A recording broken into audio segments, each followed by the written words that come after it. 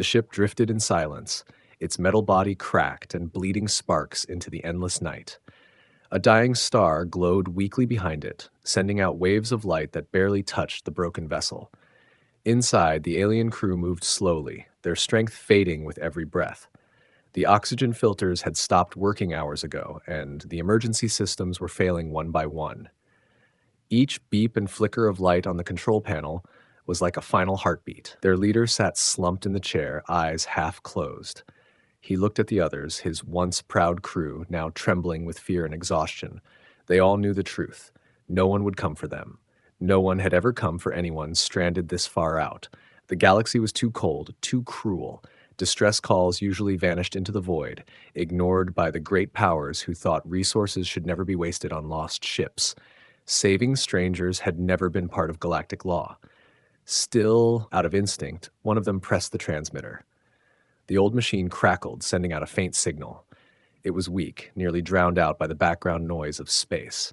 A plea wrapped in static, coordinates, ship name, final words. Their voices shook as they spoke, knowing this was more a farewell than a call for rescue.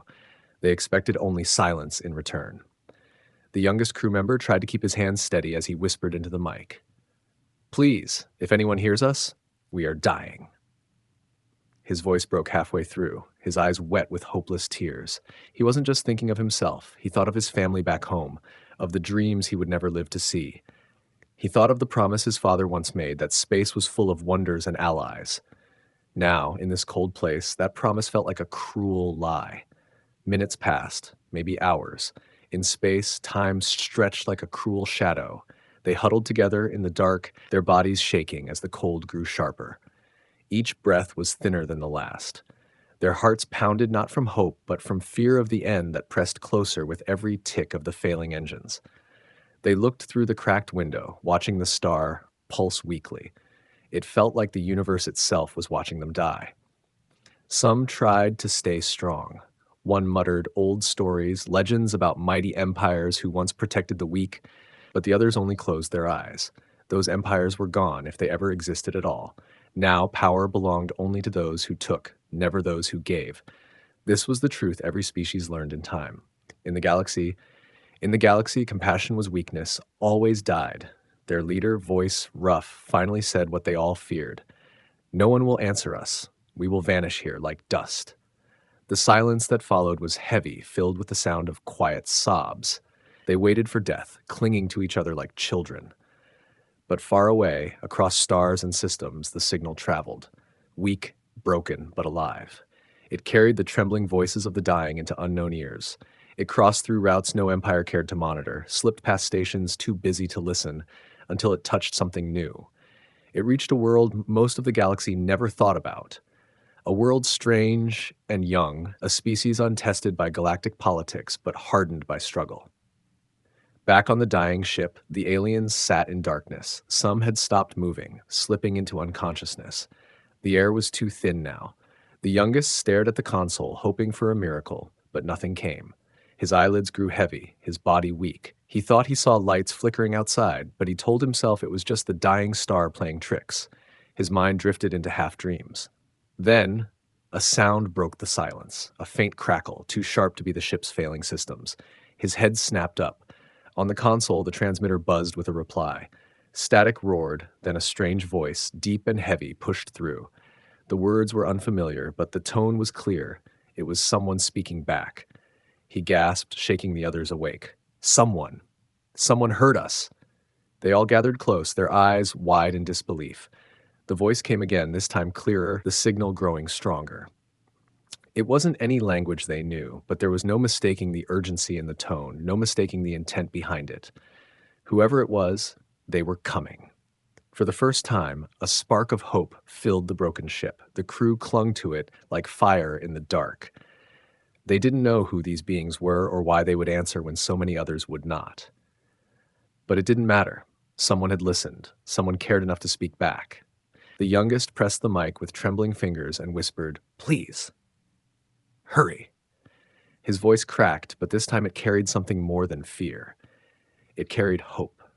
The broken ship still floated on the edge of death, but now the crew's eyes were fixed on the window. Somewhere beyond the dying star, help was racing through the void. They did not know that this would be the moment history remembered. They did not know that their call, born from despair, would shake the galaxy itself. All they knew in that fragile moment was that they were not alone. On Earth's frontier station, the signal came in as a faint whisper through static. Most operators would have dismissed it, another piece of background noise from the galaxy's endless storms. But one human technician froze when he caught the desperate tone hidden in the distortion. He boosted the signal, and the words slowly took shape: coordinates, a damaged vessel, voices breaking with fear. The room went silent as more operators gathered, listening to the dying plea of strangers from a world no one had ever seen. Reports were sent up the chain, but the response was slow. Committees wanted details, higher command wanted authorization, and the station's alien allies suggested ignoring it altogether. "It is outside our jurisdiction," one diplomat argued. "Too far, too costly. Let them be claimed by space." Humans in the room exchanged uneasy looks. For them, leaving someone to die without trying was not just illogical, it was unthinkable. Captain Elias Marr, a veteran of too many border conflicts, overheard the transmission during his patrol briefing. He didn't wait for paperwork or approval. He stepped into the command deck and asked one question: "How far?" The technician hesitated, then replied, "3 jumps, sir. Dangerous path. No guarantee we make it back." The captain's lips tightened into a thin line. "Plot it." The crew of the small frigate Resolute gathered in the hangar, confusion on their faces as orders were relayed. They were told only one thing: a ship was dying, and no one else was coming. That was enough. Humanity had never been the strongest, the fastest, or the richest species, but their stubbornness had carried them through every impossible trial. Once the engines roared to life, hesitation vanished. The journey was brutal. The routes were filled with unstable currents and abandoned war wrecks drifting like ghosts. Twice, the ship's shields nearly collapsed under solar radiation. Each time, engineers scrambled, patching systems with speed born of desperation. Some asked quietly why they risked everything for strangers, but the captain's answer was always the same: because no one else will. When they finally reached the dying star, the crew saw the alien vessel, a tiny speck against the giant's fading light. At first, it looked more like debris than a living ship. Fires flickered along its hull, and the outer shell was cracked open like a broken egg. No life signs could be detected through the interference, but that did not stop the humans. The captain stood at the viewport, staring at the fragile vessel. His voice was calm, but carried iron. "Prep boarding teams. Medics first. Engineers with them. We don't wait." The crew moved instantly, their fear pushed aside by duty. They had heard the voices too, and they knew somewhere in that wreck, someone was still waiting. The Resolute slid closer, maneuvering with delicate precision. Grappling lines shot out, locking onto the alien hull with a metallic clang. The humans braced in their suits, their hearts pounding as the airlock hissed open. The void outside was endless, but their mission was clear.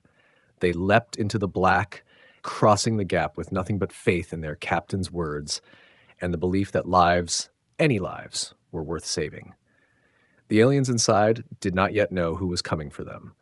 They did not know that the strange voices answering their call belonged to a species so new to the stars, a species dismissed as reckless and fragile. They only knew that someone had heard them, and at that moment, that was enough to keep hope alive. The first sound the aliens heard was not words, but the groan of metal being forced open. Their eyes, half closed from exhaustion, widened as sparks rained down, and a section of the wall bent inward. Shapes emerged through the breach, figures in thick suits, their faces hidden behind strange glass visors. The aliens shrank back in fear, thinking raiders had come to finish them. But instead of weapons aimed at their heads, the strangers carried glowing lanterns, heavy medical packs, and tools that hummed with energy. One of the humans moved quickly to the nearest survivor, dropping to a knee and scanning with a device the aliens had never seen. The alien's weak heart jumped when the stranger placed a small mask over his face. Cool, clean oxygen filled his lungs, and for the first time in hours, he could breathe without pain. Another human wrapped thermal blankets around those shivering in the cold, their gloved hands surprisingly gentle. The crew watched in stunned silence as these beings, unknown, alien to them, risked their lives crawling through the shattered ship. The humans didn't hesitate. One tore open a bulkhead with brute strength, pulling aside jagged metal with his hands until blood darkened his gloves. Another wired temporary power into the failing life support using parts scavenged from their own gear. Every action screamed urgency, as if the humans refused to let death win. The youngest survivor whispered in disbelief, "Why? Why would they do this?" None of them had an answer. Their minds were filled with the lessons their civilization had always taught, that no one helps without gain, that survival belongs only to the strong. Yet these strangers fought to save them without asking who they were or what they could offer in return. One of the aliens tried to speak, but the words came out broken. The human crouched low, eyes visible through the visor, and though the languages did not match, the meaning in the expression was clear. "You are safe now." It was a promise carried not in words, but in action.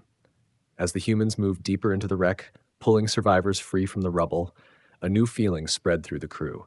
Fear gave way to awe, and awe gave way to a fragile hope. These beings, reckless and unknown, had heard their cry in the void, and against all logic, against all reason, they had come. Flames licked the broken corridors, smoke curling into the thin air, yet the humans charged forward without hesitation. One of them forced open a jammed door by sheer strength, muscles straining as metal screeched and gave way. Another crawled into a collapsed chamber where two aliens were trapped beneath wreckage, refusing to leave until both were dragged free, his suit torn and alarms screaming in his helmet. They worked with a kind of madness the alien crew had never witnessed before, throwing themselves into danger as if pain and fear were things that simply did not matter. When the air recyclers gave their final gasp, the humans did not curse or abandon the effort. Instead, they rigged makeshift tubing from their own ship's supplies, shoving connectors into broken ports until fresh air hissed into the cabin again. The survivors inhaled deeply, tears streaming down their faces as life returned to their lungs. It was not neat, not elegant, but it worked, and that was all the humans seemed to care about. One human ripped open a power conduit, sparks showering his suit as he jammed a bypass cable into place. The lights flickered on for a heartbeat, bathing the aliens in a glow that felt like sunrise. Another pressed a hand against an alien's trembling chest, counting beats, then slammed a strange device down that jolted the heart back into rhythm. The alien gasped, alive once more, and the crew stared at the miracle in stunned silence. Every act defied the logic the galaxy held dear. Where others calculated cost and risk, these beings only acted. They gave freely, blood, strength, even their own air supply, without demanding reward. The aliens whispered to each other in disbelief, voices shaking. Why would they do this? We are nothing to them. But the answer was written in the way the humans worked, in the raw determination blazing behind their visors. They didn't come for glory. They didn't come for gain. They came because someone had called for help, and that was reason enough. In that moment, surrounded by fire, ruin, and death, the aliens realized they were witnessing something the galaxy had forgotten, compassion so fierce it bordered on defiance. The rescue was not hidden for long. Signals traveled faster than shit, and whispers began to move across the galaxy. Traders on distant routes repeated the story.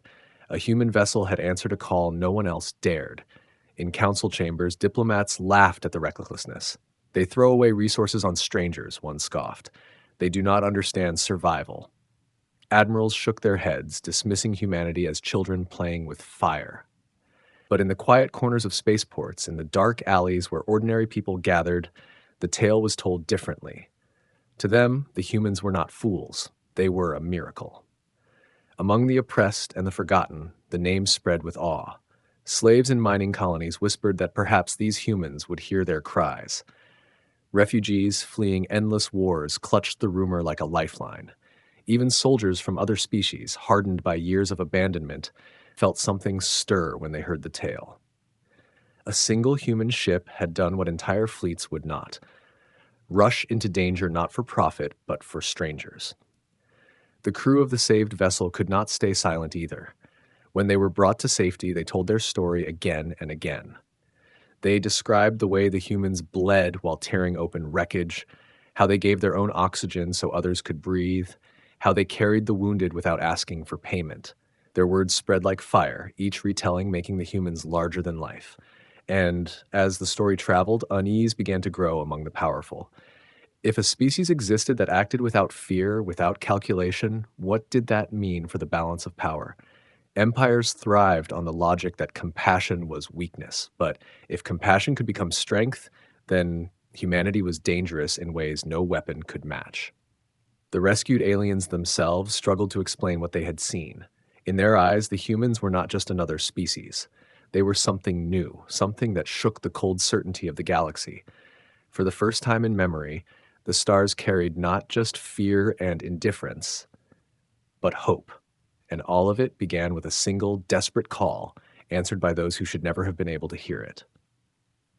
The second signal came not from an accident, but from blood and fire. A small colony was under siege, its defenders cut down, its civilians trapped in burning shelters. The call for help echoed across the stars, but the great fleets turned away. Too costly, too political, too dangerous. On the human station, the moment the transmission arrived, arguments began. Advisors warned of war, allies threatened sanctions, even commanders hesitated. But the crew of the Resolute looked at their captain and the decision was already made. They launched before approval could even be written. The journey into the war zone was madness. Wrecks of fallen ships floated like tombstones and enemy patrols prowled the routes.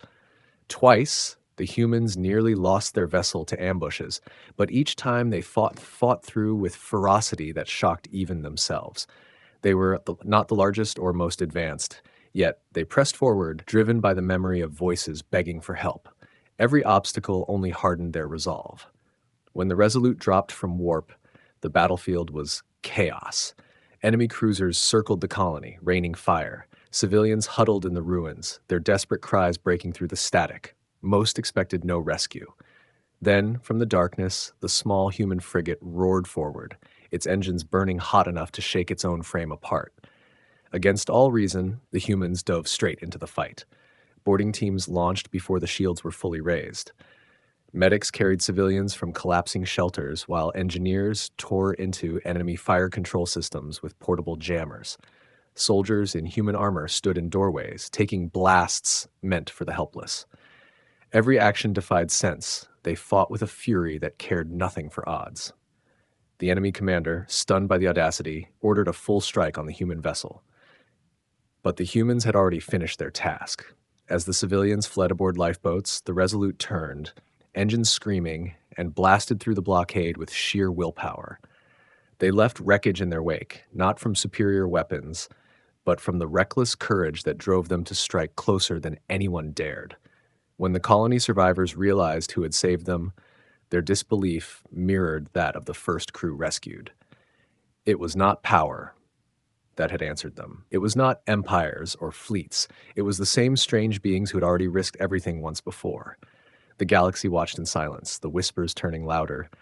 When humans hear a cry for help, they come, no matter the cost. The galaxy could no longer laugh the stories away. Reports of human rescues spread too widely, too quickly. In grand halls where empires ruled with iron logic, leaders frowned as they studied the records. Again and again, humans had thrown themselves into danger for no gain, saving strangers with a recklessness that defied every principle the stars were built on. Some called them naive, others dangerous, but all agreed on one thing: they were unpredictable. Military councils whispered about the implications. If humans would risk everything for those they barely knew, what would they do for their own kind? If they were willing to bleed for strangers, how fiercely would they fight for their children, their homes, their worlds?